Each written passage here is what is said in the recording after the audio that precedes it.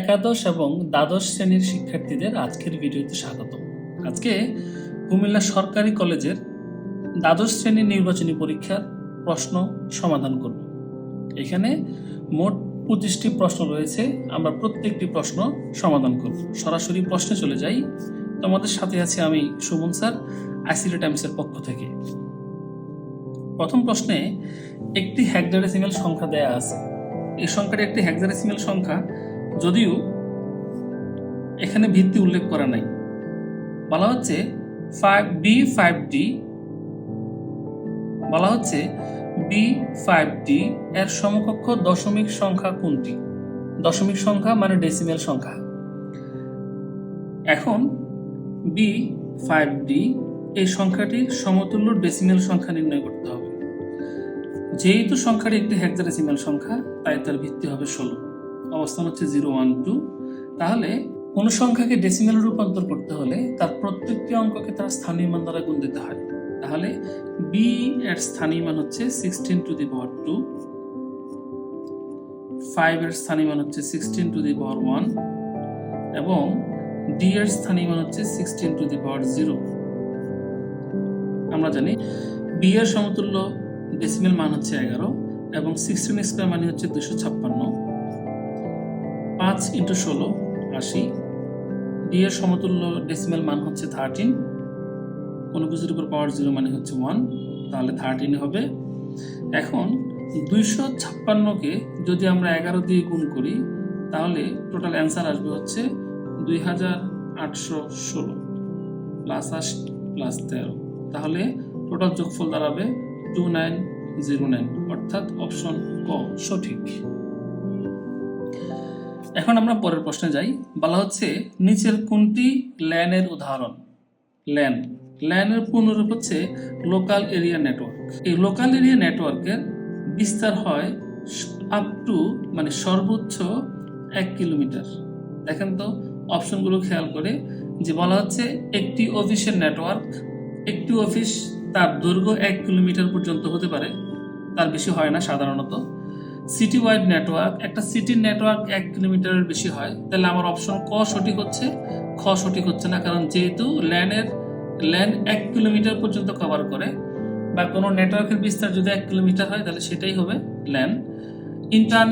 ইন্টারনেটের পুনরূপ হচ্ছে network of networks. তাই অনেকগুলো নেটওয়ার্ক মিলে যখন নেটওয়ার্ক হয় সেটাকে ইন্টারনেট বলে, এবং সেটার বিস্তার অবশ্যই 1 কিলোমিটারের বেশি হবে। স্যাটেলাইট নেটওয়ার্কের বিস্তার 1 কিলোমিটারের বেশি। তাহলে ল্যানের উদাহরণ হচ্ছে অপশন ক। অপশন ক সঠিক। সমীকরণগুলো লক্ষ্য করো। এখানে 3টা সমীকরণ দেয়া আছে। বলা হচ্ছে নিচের কোনটি সঠিক। সেক্ষেত্রে আমাদের 3টা সমীকরণকে সরল করতে হবে। শুরু করে দিচ্ছি সরলের কাজ। প্রথম সমীকরণে আসি A or A B, left hand side লিখলাম। আমি যদি এখান থেকে এ কমন নিই, সেক্ষেত্রে থাকতেছে 1 অর বি।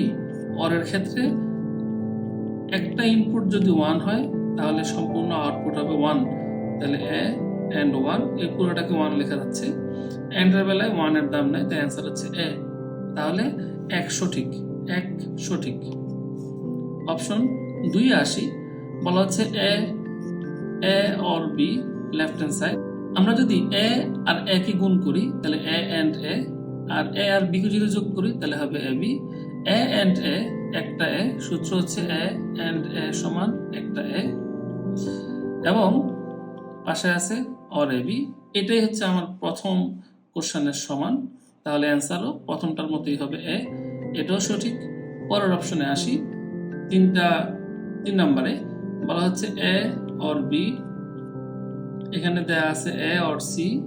আমরা যদি গুণ করি, এ দিয়ে একে যদি গুণ করি তাহলে সেটা হবে এ দিয়ে যদি সি কে গুণ করি তাহলে সেটা হবে এ সি।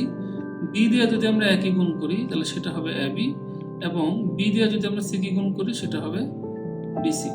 কারণ এ সমান একটা A, or A C or A B or B C. দেখা যাচ্ছে প্রথম 3টা থেকেই এ কমন যায়। যেহেতু প্রথম 3টা থেকে এ কমন যায়, আমি এ কমন নিব। এই সূত্রটাতে ফেলার জন্য, যে এ অর 1 সমান 1, এই সূত্র ফেলার জন্য আমি 3টা থেকে এ কমন নিব। এখান থেকে যদি এ চলে যায় থাকতেছে সি, এখান থেকে যদি এ চলে যায় থাকতেছে বি, আর এখানে আছে বিসি। অরের বেলায় একটা ইনপুট যদি 1 থাকে আউটপুট হয় 1 এই সূত্র অনুযায়ী, সেক্ষেত্রে পুরোটাকে আমরা 1 লিখতে পারি, আর আছে হচ্ছে বিসি। এন্ড এর ক্ষেত্রে 1 এর দাম নাই, সূত্র হচ্ছে এ এন্ড 1 সমান এ। তাহলে এ এন্ড 1 সমান যদি এ হয় বিসি, আমরা দেখি লেখা আছে এ আর বিসি রাইট হ্যান্ড সাইডে, তাহলে আমার অপশন 3ও সঠিক। তাহলে সঠিক উত্তর হবে খ, 1 2 3, অপশন খ সঠিক। পরের প্রশ্নে আসি, বলা হচ্ছে দ্বিমিক সংখ্যা পদ্ধতিতে অঙ্ক কয়টি? দ্বিমিক একটি বাংলা শব্দ, যার ইংরেজি শব্দ হচ্ছে বাইনারি। দ্বিমিক শব্দের অর্থ হচ্ছে 2 এর হিসাব। এই 2 এর হিসাব মানে হচ্ছে দুটি অঙ্কের হিসাব, আর দুটি অঙ্ক হচ্ছে 0 এবং 1। তাহলে দ্বিমিক অঙ্ক হচ্ছে দুটি, 0 এবং 1, অপশন গ সঠিক। বলা হচ্ছে একটি 3 ইনপুট বিশিষ্ট এন্ড গেটের একটি ইনপুট মিথ্যা হলে তাহলে আউটপুট কত? সত্য, মিথ্যা, আংশিক সত্য, কোনোটি নয়। যদি এন্ড গেটের কথা আসে তাহলে সবগুলো ইনপুট সত্য হতে হবে। সবগুলো ইনপুট যদি সত্য হয় তাহলেই তার আউটপুট সত্য হবে। যদি একটাও মিথ্যা হয় তাহলে আউটপুট হবে মিথ্যা। তাহলে যেহেতু 3 ইনপুট বিশিষ্ট এন্ড গেটের ক্ষেত্রে একটি আউটপুট মিথ্যা, সবগুলো সত্য হচ্ছে না, তাহলে আউটপুট হবে মিথ্যা। তাহলে অপশন গ সঠিক, মিথ্যা। এখানে একটা সি প্রোগ্রাম দেয়া আছে, আমরা দেখতে পাচ্ছি মেইন ফাংশনের ভিতরে আইএনটি ডাটা টাইপ ব্যবহার করে হাবিব, মশিউর, রিফাত, নাসির অনেকগুলো ভেরিয়েবল তৈরি করা আছে, এবং ফ্লোট ডাটা টাইপ ইউজ করে আরো কিছু ভেরিয়েবল তৈরি করা আছে। বাট প্রিন্ট করা হচ্ছে একটা string welcome to C world. যেহেতু প্রিন্টএফ ফাংশন কোনো কিছুকে প্রিন্ট করে এবং ওর মধ্যে লেখা আছে ওয়েলকাম টু সি ওয়ার্ল্ড, তাহলে সঠিক উত্তর হবে ওয়েলকাম টু সি ওয়ার্ল্ড। যেহেতু বলছে যে আউটপুট কি হবে, আর আউটপুট দেখানোর জন্য ফাংশন ইউজ করা হয়েছে প্রিন্টএফ, এবং প্রিন্টএফ এর মধ্যে যেহেতু ওয়েলকাম টু সি ওয়ার্ল্ড লেখা আছে, তাহলে সঠিক উত্তর হবে ওয়েলকাম টু সি ওয়ার্ল্ড। পরের প্রশ্নে আসা যাক, বলা হচ্ছে ডিএনএস এর কাজ কি? ডিএনএস এর পূর্ণরূপ হচ্ছে ডোমেন নেম সিস্টেম। এই ডিএনএস এর কাজ হচ্ছে ডোমেন নেমকে আইপি অ্যাড্রেসে ট্রান্সলেট করা। ডোমেন নেমকে আইপি অ্যাড্রেসে ট্রান্সলেট করাই হচ্ছে ডিএনএস এর কাজ। তাহলে সঠিক উত্তর হচ্ছে ক। প্রশ্ন 8, একটি সার্কিট দেয়া আছে, এই সার্কিটে 3টা গেটই হচ্ছে ন্যান্ড গেট। বলছে উদ্দীপকে এর আউটপুট কোন গেট নির্দেশ করে? তাহলে আমাকে প্রত্যেকটা গেটের আউটপুট দেখতে হবে। আমরা জানি ন্যান্ড গেট এবং নর গেটে যদি একই ইনপুট দুইবার হয়, যেমন এখানে এ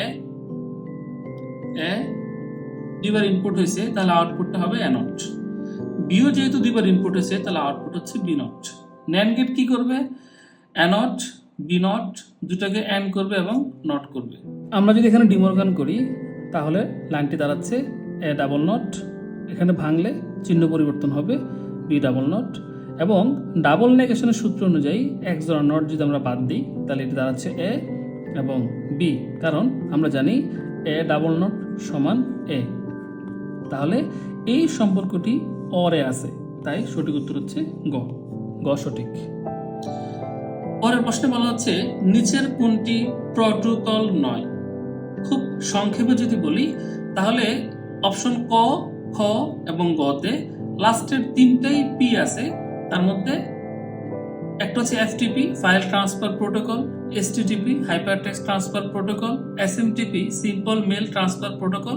কিন্তু অপশন ঘতে যেটা দেয়া আছে এসকিউএল, এটা কোনো প্রোটোকল না, এটা একটা ল্যাঙ্গুয়েজ যার পূর্ণরূপ হচ্ছে স্ট্রাকচারড কুইরি ল্যাঙ্গুয়েজ। এটা চ্যাপ্টার 6 এর আলোচ্য বিষয়। তাহলে সঠিক উত্তর হচ্ছে ঘ, ঘ প্রোটোকল নয়। 10 নম্বর প্রশ্নে বলা হচ্ছে HTML এ লিংক তৈরি করতে কোন ট্যাগ ব্যবহৃত হয়? লিংক তৈরি করতে অ্যাঙ্কর ট্যাগ ব্যবহৃত হয়। অনেকের মনে প্রশ্ন হতে পারে যে ক সঠিক, লিংক তৈরি করতে লিংক ট্যাগ ব্যবহৃত হয় না। লিংক তৈরি করতে লিংক ট্যাগ ব্যবহৃত হয় না। সিএসএস এর মতো বিভিন্ন ফাইলকে লিংক করতে লিংক ট্যাগ ব্যবহৃত হয়, আর এই লিংক ট্যাগ ব্যবহৃত হয় হচ্ছে হেড সেকশনে, কিন্তু অ্যাঙ্কর ট্যাগ ব্যবহৃত হয় বডি সেকশনে। যে কোনো কিছুকে লিংক করার জন্য অ্যাঙ্কর ট্যাগ ব্যবহৃত হয়। তাহলে সঠিক উত্তর হচ্ছে খ।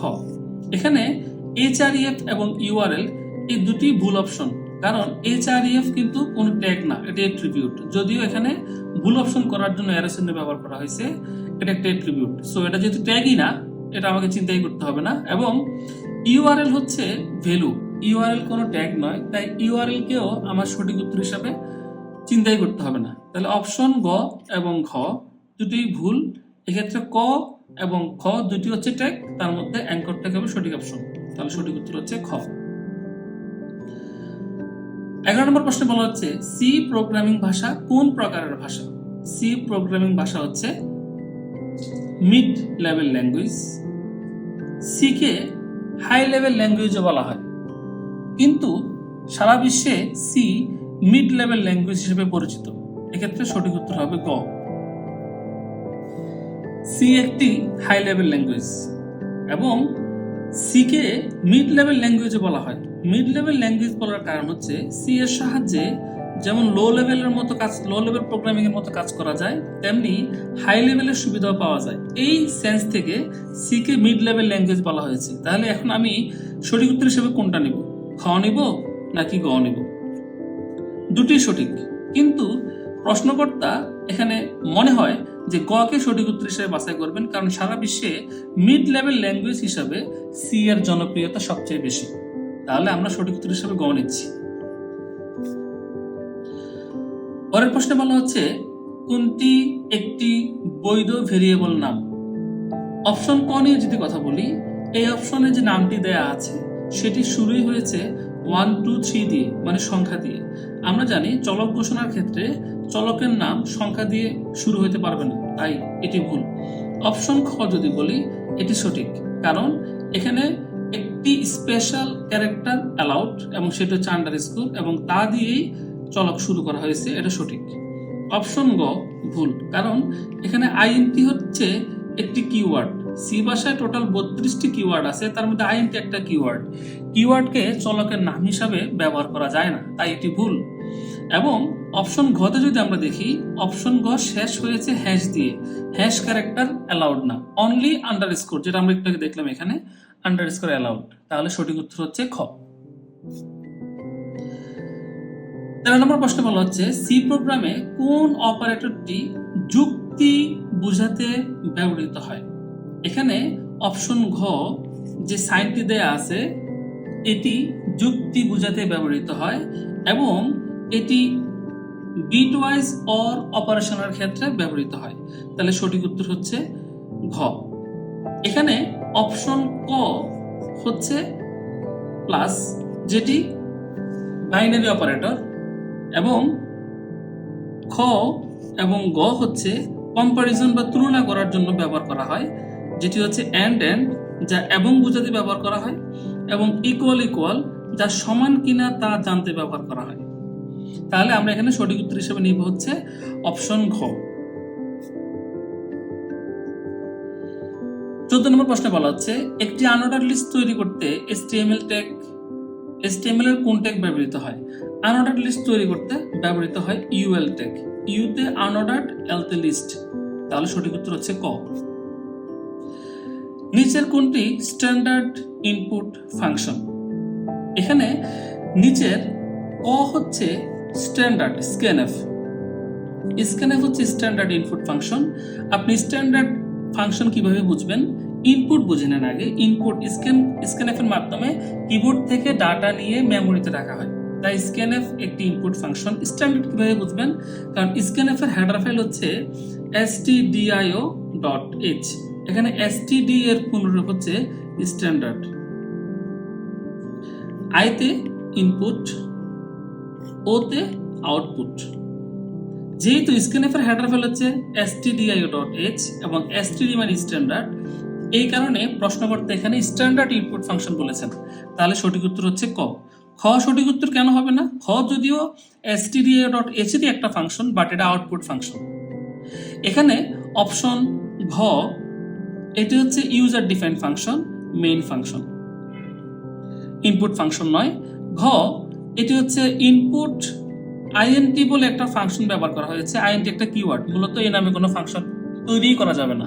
তাহলে সঠিক উত্তর হচ্ছে ক। সি প্রোগ্রামে আইএনটি এ থার্ড ব্র্যাকেটের মধ্যে 10 ব্যবহার করা হয়েছে। এখানে আইএনটি হচ্ছে ডাটা টাইপ, এ হচ্ছে একটা অ্যারের নাম এবং অ্যারের সাইজ হচ্ছে 10। কি নির্দেশ করে? 10টি পূর্ণ সংখ্যার একটি অ্যারে। অপশন ক সঠিক, কারণ এ দ্বারা মূলত এরকম 10টি ঘর বোঝানো হয়, 2 3 4 5 6 7 8 9 10। এখানে ইন্ডেক্স শুরু হবে 0 থেকে, A0 থেকে এবং শেষ হবে A9, 0 থেকে 9, টোটাল 10টি। এবং সামনে আইএনটি থাকার কারণে, আইএনটি মানে ইন্টিজার, যেটি ডাটা টাইপ হিসেবে ব্যবহার করা হয়েছে, এবং আইএনটি মানে পূর্ণ সংখ্যা। তাহলে অপশন ক হচ্ছে এখানে সঠিক। 17 নম্বর প্রশ্নে বলা হচ্ছে নিচের কোনটি সি এর লুপ নয়? ঘ সি এর লুপ নয়। রিপিট আনটিল এটি পাইথনের একটি লুপ, তাই for while do while C এর লুপ হলেও আনটিল রিপিট সি এর লুপ নয়। এটি পাইথন প্রোগ্রামিং ল্যাঙ্গুয়েজে লুপ হিসাবে রিপিট আনটিল ব্যবহৃত হয়। তাহলে সঠিক উত্তর হচ্ছে ঘ। 18 নম্বর প্রশ্নে বলা হচ্ছে মেইন ফাংশন কি নির্দেশ করে? মেইন ফাংশন একটি প্রোগ্রামের শুরু নির্দেশ করে, সি প্রোগ্রামের শুরু নির্দেশ করে। আমরা জানি প্রত্যেকটা সি প্রোগ্রামের কাজ শুরু হয় মেইন থেকে। মেইন ফাংশন ছাড়া সি প্রোগ্রাম কাজ শুরু করতে পারে না। তাহলে সঠিক উত্তর হবে এখানে খ। ফ্লোচার্ট কি নির্দেশ করে? অপশন ক হচ্ছে সঠিক। ফ্লোচার্টে অ্যালগরিদমের গ্রাফিক্যাল উপস্থাপন করা হয়, যেমন ডিম্বাকার চিহ্ন ব্যবহার করে প্রোগ্রামের শুরু এবং শেষ, আয়তক্ষেত্র ব্যবহার করে প্রোগ্রামের প্রসেসিং অংশটাকে বোঝানো হয়। এরকম গ্রাফিক্যালি অ্যালগরিদমকে উপস্থাপন করা হয় ফ্লোচার্টের মাধ্যমে। তাহলে সঠিক উত্তর হচ্ছে এখানে ক। 20 নম্বর প্রশ্নে বলা হচ্ছে ফ্লোচার্টে আয়তক্ষেত্র কোনটি নির্দেশ করে? সবসময় ফ্লোচার্টে আয়তক্ষেত্র প্রক্রিয়া বা প্রসেস নির্দেশ করে। তাহলে সঠিক উত্তর হচ্ছে এখানে খ। ফাইবার অপটিক কেবল কি কাজ করে? অপশন খ সঠিক। আলোক তরঙ্গ ব্যবহার করে ডাটা পরিবহন করে। এটি চ্যাপ্টার 2 এর একটি কোশ্চেন। 22 নম্বর প্রশ্নে বলা হচ্ছে কোনটি একটি রাউটার ব্যবহারের উদ্দেশ্য? রাউটার ব্যবহারের উদ্দেশ্য হচ্ছে নেটওয়ার্কের মধ্যে ডাটা রুট বা রাউট করা। তাহলে সঠিক উত্তর হচ্ছে খ। ডাটা ট্রান্সফার করতে রাউটার ব্যবহার করা হলেও রাউটার ব্যবহারের মূল উদ্দেশ্য হচ্ছে রাউট নির্ধারণ করা এবং শর্টেস্ট রাউট নির্ধারণ করা। একটি নেটওয়ার্ক তৈরি করা, নেটওয়ার্ক তৈরি করতে গেলে রাউটার প্রয়োজন হয় না, হাব বা সুইচের মাধ্যমে করা যায়। ফাইল সংরক্ষণ করতেও রাউটারের প্রয়োজন হয় না, ফাইল সংরক্ষণ করতে মেমোরির প্রয়োজন হয়। তাহলে সঠিক উত্তর হচ্ছে এখানে খ। নেটওয়ার্কের মধ্যে ডাটা রুট বা রাউট, ROUTE, এই রাউট থেকে মূলত আসছে রাউটার। তাহলে সঠিক উত্তর হচ্ছে এখানে খ। সিগন্যালকে পুনরায় শক্তিশালী করার জন্য ব্যবহার করা হয় রিপিটার। সিগন্যাল তার মাধ্যমের মধ্য দিয়ে চলতে চলতে একটা সময় এসে সে শক্তি হারিয়ে ফেলে। সেটি যখন একটা রিপিটারের মধ্যে ইনপুট হয়, রিপিটারের কাজ হচ্ছে সেটিকে আবার শক্তিশালী করে বের করে দেওয়া। তাহলে সঠিক উত্তর হচ্ছে এখানে খ। পরের প্রশ্নে বলা হচ্ছে কোনটি নেটওয়ার্কের জন্য ব্যবহৃত এক ধরনের টপোলজি? 25 নম্বর প্রশ্নে বলা হচ্ছে কোনটি নেটওয়ার্কিং এর ক্ষেত্রে একটি ডিভাইস? এখানে রাউটার, সুইচ এবং গেটওয়ে ব্যবহার করা হয়েছে তিনটি অপশনে সঠিক। তাহলে সঠিক উত্তর হবে গ। আজকের এমসিকিউ সমাধান। দেখা হবে নেক্সট কোনো কলেজের প্রশ্ন নিয়ে। ভালো থেকো। আসসালামু আলাইকুম।